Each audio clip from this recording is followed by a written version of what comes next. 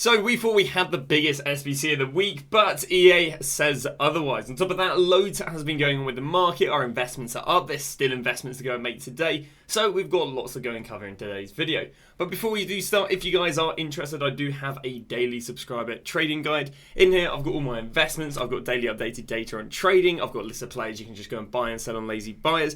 And you can get this for free with Amazon Prime.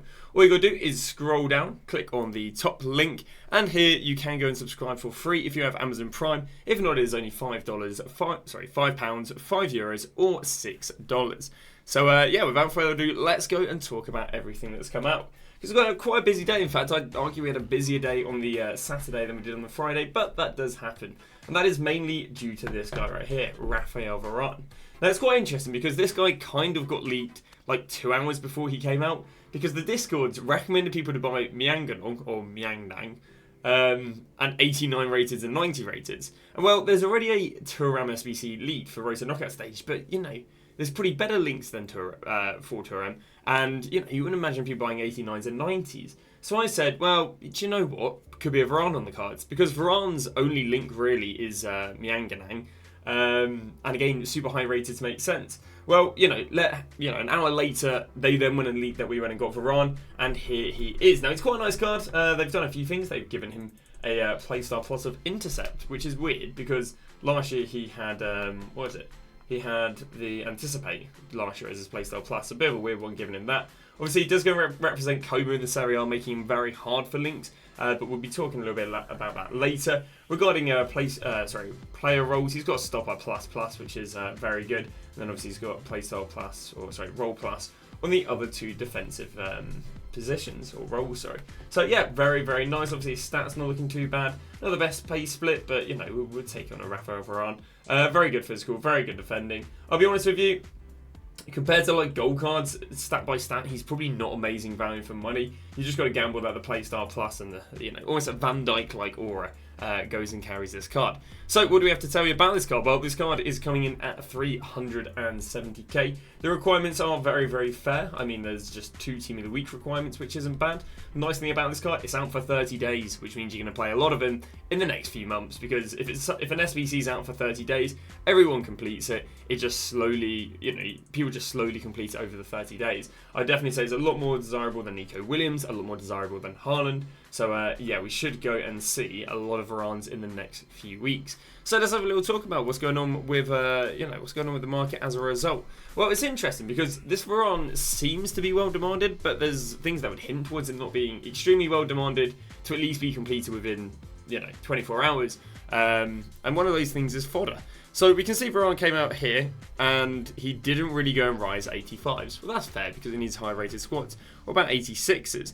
Again, Veron came out and he didn't even really rise 86s by 200 coins. What about 87s? Well, before Veron was out, he was, 11.2. After Veron came out, he was 11.6. Only 600 coins on 87s. What about 88s? Well, 17k up there to 18.5k. Again, it's not crazy compared to what we've seen Fodder. Now, is this because Veron isn't very well demanded? Or is this because Fodder is so much easier to come by? You know, we get a lot more Fodder in squad battles, a lot more Fodder in division rivals, a lot more Fodder in weekend league. So as a result, we're just not seeing those. Because last year, when we went and got ourselves Rodrigo, literally, which came the equivalent of next Friday, Fodder went from like 35k to 47k for like 90 rateds. But again, we'll carry on going through these. We're now looking at 89s, a bit more movement here, 23 up there to 25, nearly 26 already. And then finally moving on to 90s, we went from 36 to 38. So not the biggest rises on Fodder, but I do think Fodder can slowly rise all the way through to probably Wednesday evening, and then it's expected to go down with Thursday marquee matchups. So you've got Sunday's content, Monday's content, Tuesday's content, Wednesday's content, all of these contents potentially rise Fodder, and then Fodder will go and drop. So if you want to go and buy some Fodder during squad battles, it's an okay play. We will be talking about investments later on in the video. So that's how he affected the Fodder. Well, Rodri, I guess. Rodri didn't really do anything to. So that's how he affected Fodder. How did he go and affect his link investments? For some reason, his link investments are a little bit further away. There you go. How did he go and affect his link investments? Now, again, there aren't too many direct link investments for him. You've got the likes of Hernandez. We've got the likes of Mianganong. Now, the problem is this guy's quite inflated in the first place. He went from 14.7 to 17k before the SBC even came out. And I think because of people are probably going to slowly do this SBC. I don't think we've seen a crazy rise there. Interesting enough, though, Theo Hernandez has gone from 380 all the way up to 430. Now, the reason he's actually risen a lot more is because people who have coins to invest can't afford to invest 300k, 80k into Hernandez. So Hernandez wasn't invested, and he's had a nice rise. I've had a little look at some Serie A heroes, because of course those were literally his only 2 good strong links, but other good strong links are obviously Serie A heroes. Well, Brolin has done about 270k to 270, so no movement on him. Nakata has gone from about 140 to 150. Rui Costa has gone from about 80 to 86. And then that's it for direct investments. So the heroes are okay. Do you know what? If these drop during squad battles, I don't mind them as investments. We're then going to move on to some light sort of investments. These are French players or Serie A cards. I've predominantly picked special cards here because special cards, they're rarer. And because they're rarer, it doesn't take much more of an increase in demand to see an increase in price. Well, Martinez went from 128 up there to 138. And it's back down there to 128. I really like this guy as an investment. I think it'll be really, really good. We then move on to Cherky. Cherky gone from 190 up there to 215 and is already holding near 220. Cravichelli, not amazing, but 76, got up there to 86. Back down to 80, could be a nice little bio-division rivals. DeMarco, this guy's probably going to be absolutely crazy by the end of the week. Went from 106, I'm there to 126, and I mean, he's already verging on 130. And that is the link investments regarding that. Now again, you can go and buy some of these link investments because the market is favoured to rise till Tuesday. So even though they're already up, you can go and look at buying him. Some other things we're looking a little bit at off the back of Veron is, did Veron's, players he's replacing drop much? For example, Van der Ven, a very popular centre-back. Veron, a very popular centre-back. What did he do? Well, at least in the pre-panic selling, he went from 170 down to 155 and is holding 155. Saliba did 226 down to 206 and is holding that. Oregio out of packs went from 110 to 100. So that's kind of something that shows that it's maybe not fully... because traditionally out-pack cards rise all the way through to Thursday. It's not necessarily an increase in supply that maybe dropped those centre-backs. It was potentially them just being replaced again. It's down 10%. Might be favoured to rebound a little bit between now and Tuesday. Rudiger, 180, drops there to 158. And I'll be honest, if he's even cheaper now. Gold Van der Ven, out-of-pack, 68k down to 64. Still holding 64. Inform Militao, 215 down to 203. Still holding 203. So he went and dropped the centre-backs, rose some of the link investments, but didn't really rise Fodder. So again, kind of hinting at Fodder this year just seems to be very heavily supplied because the other things show that he should be well demanded and that people are doing him or actively replacing him in their teams, but Fodder again not rising. And again, that is potentially due to it just being so easy to pack. Also the discard recovery. So that kind of wraps up Veron. I can see myself completing Veron over the next probably week. It doesn't really fit into my team, sadly. I don't think I've got many Frenchies. I mean, Thuram didn't exactly stick around in my team for too long. Yeah, I mean, I've already got Joe Gomez, so maybe I'll move Joe Gomez out to a right back. But then does he have? Then he doesn't have Relentless, which for me is a must-have. So I'm not quite sure if Veron does fit my team, which is a bit annoying. And again, if I want to really fit him in with any sort of premium links, we're gonna have to look at getting like Theo Hernandez in there. So so I really wasn't a fan of Thuram. It's not like Rashford. His dribbling feels impeccable, despite Thuram's literally being better. But I mean, maybe he's got a lot higher agility or something. Agility, I mean, he probably wouldn't have high agility. I think it's just he didn't feel as good. So personally I prefer the likes of Rashford. But Thuram might potentially be on for another POTM because he got another hat trick today. So that's interesting. So we went and got ourselves some other SBCs other than the likes of Veron. Let's head over and look at those SBCs. If we head over to look at it was another player SBC. It was a bunch of foundations, but foundations this year just haven't been demanded. I mean, they never really are. These are really like squad battles players, as in like very entry level players on FIFA. Salmon, don't get me wrong, not bad. 90 pace, 85 shooting, 82 dribbling. Got herself a rapid playstyle plus. I actually don't think this is a bad card whatsoever. It's just pretty average nowadays. 3-star skills, 4-star weak foot. I mean, again, she's got good finishing. She generally could be a decentish card. But another problem is just getting her in your team. Obviously, there's a lot of decent English links this year, but I don't think there's any insane Villa links at the moment. And again, unless you're going to link her in with some strong links of Lauren James or I don't know what other English women, maybe Hemp or Kelly. I'm not quite sure how you're going to get her in the team. And of course, with every foundation, they come with some other players. And I'll be honest, the other players aren't bad. Oh, I do think actually Milestones players, or I think Milestone players have double league chemistry. Again, not bad, but I'd say there's a lot of sentiments that are closer to 80 plus all stats.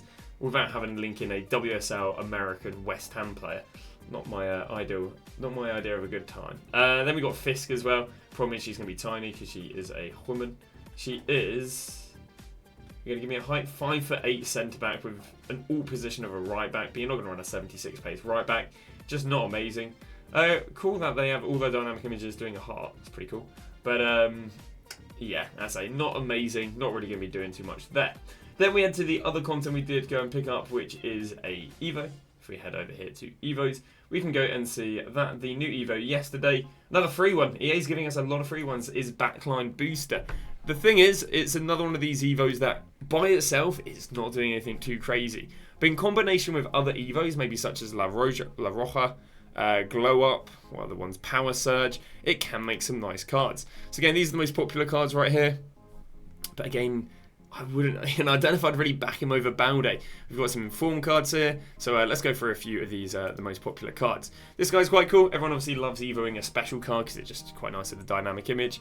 Ends up with 90 pace and a lot of 80 plus stats, which is nice. And I don't think you're going to be playing him in left mid. But yeah, I mean, makes an okay card. Problem is, it's just not really that linkable. You know, is it really worth going out your way to force this guy into your team? Not that Porto have any insane links.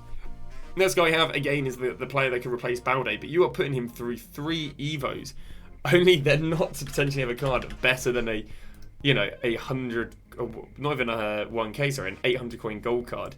Now, he will dominate him in, I guess, physical and dribbling, so I mean, I guess if you're a lot more offensive with your fullbacks, it's brilliant, but Balde's got higher pace, he's got, give or take, the same dribbling. Yeah, obviously he's a better card, but the thing is, you have to put him through 3 Evos to get him there. So, is it really worth the time?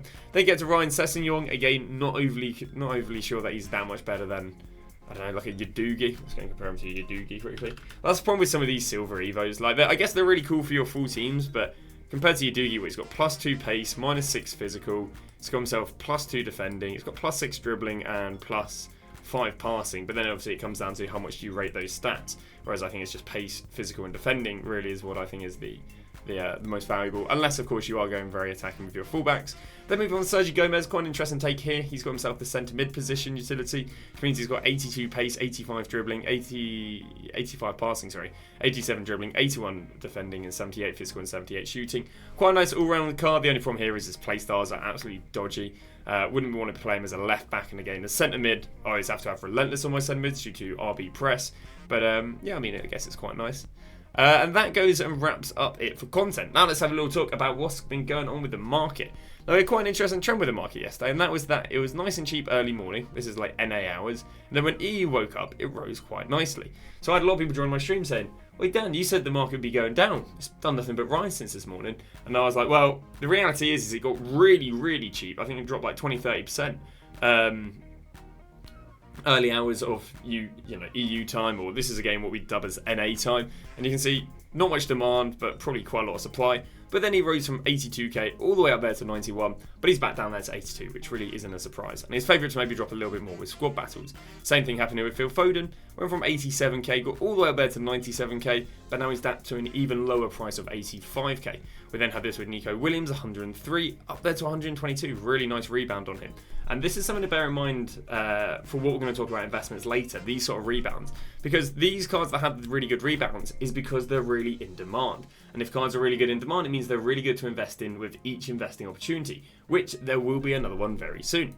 We're now going to move on to Diaz. Diaz went from 32k up there to 37k. Again, back down to an even lower price right now. Patry did 55 to 60, back down there to 50. Quite interesting. Normally Patry has some of the best rises. I think, was it Thursday? Yeah, Thursday she did 51 all the way up to 67. So quite surprising actually that she's not made it as a very good rise. I actually think that she probably isn't actually a very good investment because we do have a centre mid Thuram coming. But yeah, very interesting right there. Now let's talk a little bit about how the current team of the weeks did. The current team of the weeks did a quite similar trend. We got Martinez, who did 119 up to 133 before Veron came out. We then got Ritten, who did 28. She didn't do that amazing. She just went up to 30. We then got Pajor. She did 30. Got all the way up there to 34, which isn't too bad, but back down there, down to about 31 right now. We then have Van der Ven, who did 154 to 172 after crashing back down after Veron. Then we got Martinelli, who did 43 all the way up there to 48, back down to 43 now. And that kind of wraps up how the Informs did. So again, they had a bit of a rebound, but do seem to be at lower prices right now. How did Road to Knockout stages do? Well, Garnacho did 440, up there to 480, since he's back down to 390. We got Bron did 70, up to 86, and he's crashed down there to 53 right now. Wow. Arregio, he dropped even later, 530, up to 590, back down to 520. Gusto, 360, got up to 450, and he's actually rebounded really, really well at the moment. Potentially good demand because of Veron. We got Kai Havertz, 620, up there to 700, got back down there to 620, and I think that about wraps it up. So what do we think about Road to Knockout Stage Team 1? Road to Knockout Stage Team 1 is still favoured to be the cheapest Thursday evening. Yes, you can see by those graphs there is hour-to-hour fluctuations, but there isn't really positive day-to-day fluctuation until Thursday onwards. Talk about Road to Knockout stages with positive fluctuations. Team 1. Wow, they've done very well out of packs. But it's not a surprise because it was the exact same thing last year, which is why I dubbed people just going all in on Road to the Knockout stages. Some of the investments we recommended were players such as DeMarco at 85, who's already rebounded to 128. Watkins at 84, who's already rebounded to 100.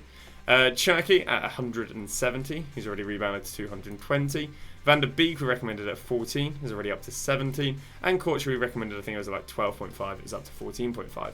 These cards are going to continue rising through to Tuesday. They should then drop Tuesday to Thursday and then rebound, I think, for like 2-3 weeks, going off of last year's trend. So, that is Road to Knockout Stage Team 1. This is quite an interesting thing here. This is the Elite Road to Knockout Stage Team 2. We already have it. What's the relevance? Well, basically, we can see which cards we haven't had, and we know the SBCs we're going to be getting this week. That is Thuram, Gwyn, and Stiller.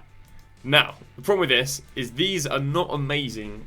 These aren't the best looking cards apart from Thuram. I think Thuram can be quite a nice, well-demanded card, subjected to the upgrade. If they give him 80 plus all stats, brilliant. If they snub a bunch of them and give them like high 70s, not amazing. But then the next one is Gwyn, if I can spell it correctly.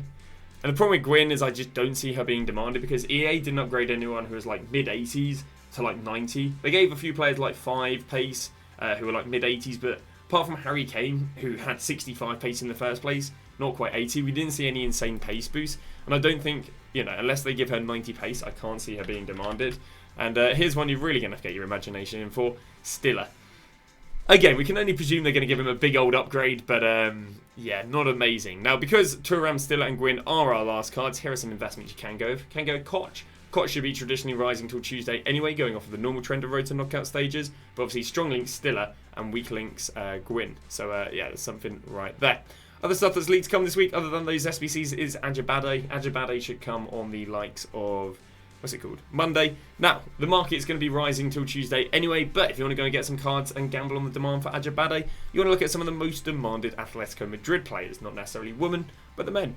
So some of those cards are Griezmann. Griezmann's literally going to be rising because of Veron. It's going to be rising because of Thuram's SBC. So that is another nice card right there. Alvarez is a very well demanded card again. And the last one is Llorente. Now I wouldn't look at buying these until they stop dropping for squad battles, but they should rebound from squad battles all the way through to Tuesday. Other cards that we are going to be look at investing in during squad battles are going to be some Veron link investments. Here we've got the most popular Serie A players, so we'll probably look at investing in Mianganong. Can look at investing, wouldn't invest in Martinez, obviously he's got a gold card alone. Can look at investing in Mianganong. Wouldn't recommend Barella because of the likes of Thuram. Wouldn't recommend Tamori. Wouldn't recommend Bastoni. What do we have other than that? There isn't too much to go for because you don't want to go for players who are discard. The main stuff you can also look at is going to be Inform Kvaratskhelia. French links might be a little bit better. And again, how you get onto this page is by heading onto Fitbin, hovering over players, going down there to PGP. So again, French links for Veron can be decent. Not going to go Camavinga because there's a centre mid SBC. Mendy can work. Wouldn't go Conde because he's a centre back. So you're not going to buy any centre backs because of Veron or centre mids because of Tchouaméni. Because of Thuram's SBC. So what other stuff do we have? We've got Kachawi you could go and buy. We've got Bachi you could look at buying. You've got Goldusmain Dembele you could look at buying. And the others are maybe a little bit too cheap. Yeah, they're a little bit too cheap there. So other than that, like I was saying earlier, yesterday we saw a really nice rise from the early morning hours of Saturday through to the evening of Saturday. These are also going to be your best players going by during squad battles, because if these cards had great rises here, well, they should have really good rises when there's the next bit of demand, which will be squad battles through to Tuesday. So someone like Nico Williams will be a nice card to go and buy during squad battles. Someone like Frimpong, again, we can show you yesterday, did 20, up there to 23. The thing with Frimpong is he only just went back in packs, so his trends are still a little bit scuffed, but I do think he'll be demanded. I see as one of the most used cards in the game. Rafinha, hourly yesterday, we can see Rafinha did 51 all the way up to 62, so again, when there's an increase in demand after squad battles, we should see him being good there. Then we got Phil Foden. Again, Phil Foden yesterday did 87 up there to 97, so again would be another nice card to go and buy after squad battles. And again, Mendy would be a link to Veron, also he did 115 to 128 yesterday. Diani, again, a little bit in the same boat as Frimpong, but actually she did 53 up there to 67. So again, seeing when there's increase in demand, they should rise. Other than buying the most demanded gold cards, you can also look at buying Team of the Weeks. Again, we want to go and buy the most used ones. So we're going to head over to Footbin, go to Players, go to Player Game Performance, click on Version, go to Squads, go to Team of the Week 3. Then we're going to click on Games, and it's going to go and show me the most used players. I'm going to hold off buying centre-backs because of Veron. So I like Pajor, I like Martinelli, I very much like Martinez, especially as a link investment, and then I like Ritten. So these are the three, or I guess the 4 cards we do like as investments whenever they stop dropping after squad battles, which could be anywhere from about 15 minutes to maybe an hour or two.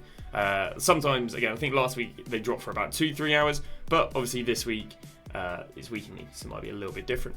I think that about wraps up what we expect. Now again, how my current account is looking, what I'll probably be doing personally today is selling on the road to the knockout stages and then doing a bit of icon trading. Obviously, if you're not going to really be doing any trading, especially icon trading, I do recommend just hold your road to the knockout stages through to Tuesday. At the moment, we've got about 3 million coins in road to the knockout stages, but again, with icon trading, I can normally make about 400 or 500k a day. So yeah, so I'm going to gamble I can make more coins there. And of course, we are still shadow trading. And as I say, shadow trading should be really nice between today through to Tuesday because we should be in a progressive market after that squad battles dip. But that is going to go and wrap it up. Thank you very much for watching today's video. As always, we'll be streaming from 8 through to 6:30, so obviously be streaming squad battles.